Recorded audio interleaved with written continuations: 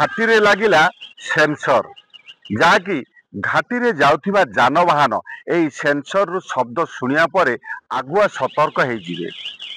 ତେବେ ଆମେ ବର୍ତ୍ତମାନ ରହିଛୁ କଳିଙ୍ଗା ଘାଟିରେ ଯୋଉ ସେନ୍ସର ଲାଗିଛି ସେହି ସ୍ଥାନରେ ଆମେ ବର୍ତ୍ତମାନ ରହିଛୁ। ତେବେ ଏହା ପୂର୍ବରୁ ଯୋଉ କଳିଙ୍ଗା ଘାଟିରେ ସେପ୍ଟେମ୍ବର 16 ତାରିଖରେ ଭୂସ୍ଖଳନ ଘଟିଥିଲା ଏବଂ ପରବର୍ତ୍ତୀ 22 ତାରିଖରେ ମଧ୍ୟ ଆଉ ଏକ ଭୂସ୍ଖଳନ ଘଟିଥିଲା।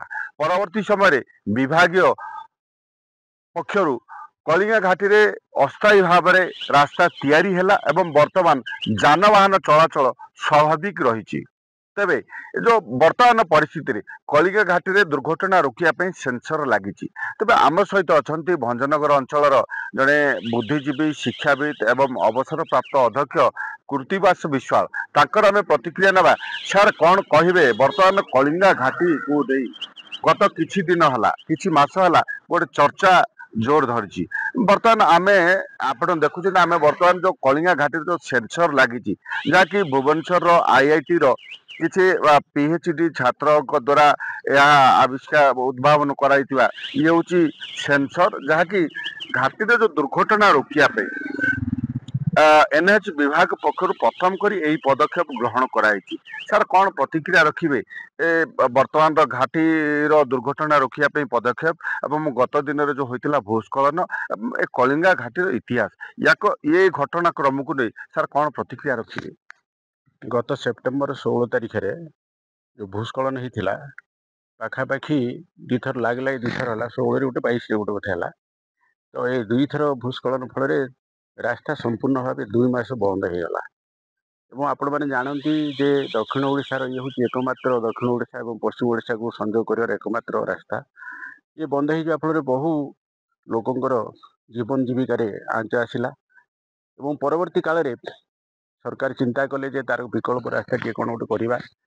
ଆଉ ବିଶେଷ କରି ସ୍ଥାନୀୟ ବିଧାୟକ ବି ମଧ୍ୟ ସେହି ସମ୍ପର୍କରେ ଭଞ୍ଜନଗର ବହୁ ମାନ୍ୟଗଣ୍ୟ ବ୍ୟକ୍ତି ବିଶେଷଙ୍କୁ, ବହୁ ବୁଦ୍ଧିଜୀବୀ ଏବଂ ଯେଉଁମାନଙ୍କର ବୈଷୟିକ ଜ୍ଞାନ ଉପରେ ଯଥେଷ୍ଟ ଅଭିଜ୍ଞତା ଅଛି ସେଭଳି କିଛି ଇଞ୍ଜିନିୟର ମାନଙ୍କ ସାଙ୍ଗରେ ବି ନେଇକି ଆସିଥିଲେ।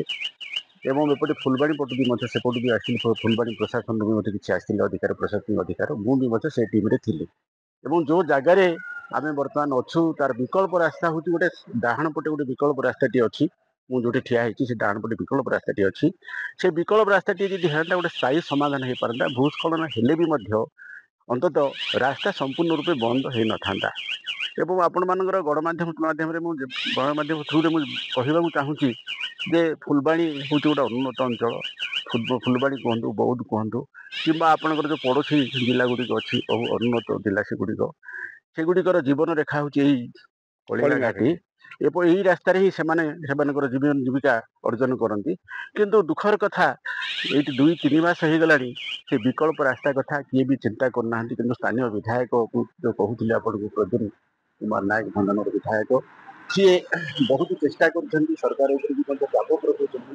ଆମେ ସେ ବିକଳ୍ପ ରାସ୍ତା ଦେଇକରି ଯାଇଥିଲୁ ବି ମଧ୍ୟ ବହୁତ କଷ୍ଟସାଧ୍ୟ ଥିଲା ସେ ବିକଳ୍ପ ରାସ୍ତା ଦେଇଯିବାର। ଗୋଟେ ରାସ୍ତାଟି ଯୋଉ ଦୁର୍ଗା ପ୍ରସାଦ ଭାଲିଙ୍ଗା ହଁ, ସେ ଭାଲିଙ୍ଗା ହେଇକିରି ଯିବ, ପୁଣି ଦୁର୍ଗା ପ୍ରସାଦରୁ ସେ ବାହାରିବ। ପ୍ରାୟ 5-7 କିଲୋମିଟର ରାସ୍ତା ହେବ ସେଇଠୁ, ମୁଁ ଯୋଉଠି ଠିଆ ହେଇଯାଇଠୁ ଠିକ୍ ଏଇ ଜାଗାରୁ। ତ କିନ୍ତୁ ସୁନ୍ଦର ରାସ୍ତାଟିଏ ହୁଅନ୍ତା।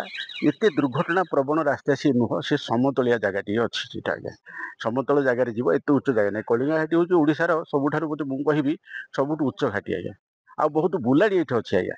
ଆମେ ପିଲାଟି ଦିନରୁ ମୋତେ 75 ବର୍ଷ ବର୍ତ୍ତମାନ ହେଲା। ମୁଁ ପିଲାଟି ଦିନରୁ ଫୁଲବାଣୀ ସହିତ ମୋର ଯୋଗାଯୋଗ ଅଛି, କାହିଁକିନା ମୋ ଦାଦା ଫୁଲବାଣୀ ଜିଲ୍ଲାରେ ଚାକିରି କରୁଥିଲେ। 50 ବର୍ଷ ସେଠି ଆମେ ରହିଥିଲୁ ସେଠି। ବର୍ତ୍ତମାନ ବି ଘର ଅଛି, ମୋର ପୋଳ କୁଟୁମ୍ବ ବହୁତ ଲୋକ ସେଇଠି ଅଛନ୍ତି ବି ମଧ୍ୟ ଫୁଲବାଣୀରେ।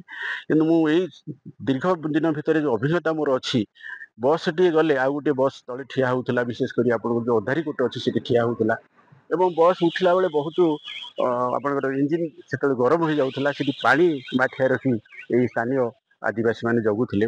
ପାଣି ମାଠିଆ ମାରି ସାରିଲେ ଇଞ୍ଜିନ୍ ଥଣ୍ଡା ହେଲେ ଉପରକୁ ଉଠୁଥିଲା। ସେସବୁ ଜିନିଷ ତ ଆଜିକାଲି ନାହିଁ।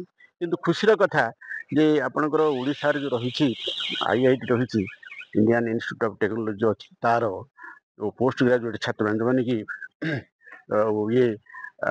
ଗବେଷଣାରତ ବର୍ତ୍ତମାନ, ସେମାନେ କିଛି ଛାତ୍ର ମିଶିକି ଗୋଟେ ସେନ୍ସର ବାହାର କରିଛନ୍ତି, ଯେଉଁଟାକି ବର୍ତ୍ତମାନ ଲାଗିଛି ଜାତୀୟ ରାଜପଥ କର୍ତ୍ତୃପକ୍ଷ ସେ ସେନ୍ସର ଲଗେଇଛନ୍ତି। ଏବଂ ସେ ଗୋଟେ ପ୍ରାକ୍ ସୂଚନା ଦେଇ ଦେଉଛି ଗାଡ଼ି ଚାଳକମାନଙ୍କୁ ଯେ ବର୍ତ୍ତମାନ ବୁଲାଣି ଅଛି, ରାସ୍ତା ପାର ହେଲା ସମୟରେ ଟିକେ ସତର୍କତା ଅବଲମ୍ବନ କରନ୍ତୁ।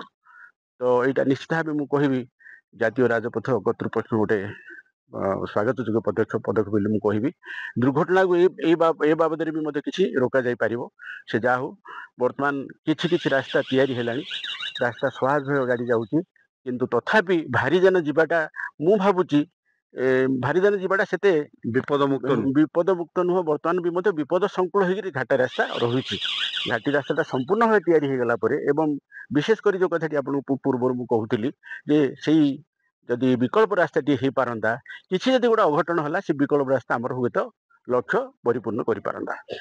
तबे गोटे कथा आपण प्रतिक्रिया जमती रखुले श्रीजुक्त विश्वाल जे कलिंगा घाटी पे एबे वर्तमान विकल्प भाव जो रही स्थायी रास्तार आवश्यक रही वर्तमान भूस्खलन परठारु जो जातीय राजपथ विभाग पक्षरु जदिओ अस्थायी रास्ता निर्माण कराई ताहा गोटे माने सिंगल रास्ता भाव में तैयारी कराई एवं वर्तमान सुधा जो भारी जान आरंभ कर यात्रीवाही बस चलाचल करुच्ची किंतु कथा होची जब प्रतिक्रिया रखुले विकल्प रास्ता एकमात्र माने गोटे समाधान विकल्प रास्ता तैयारी हेले कोई तो जो वर्तमान सुधा जो रही कहुच्छी एबे भी कलिंगा घाटी विपद मुक्त नुह कौन सी समय भी अघटन घटी पारे एवं जहाँ बारंबार दुर्घटना घटुची तेबे स्थायी समाधान जदि कह विकल्प रास्ता ही एकमात्र समाधान। कलिंगा घाटी रत्नाकर साहू के न्यूज ओडिशा।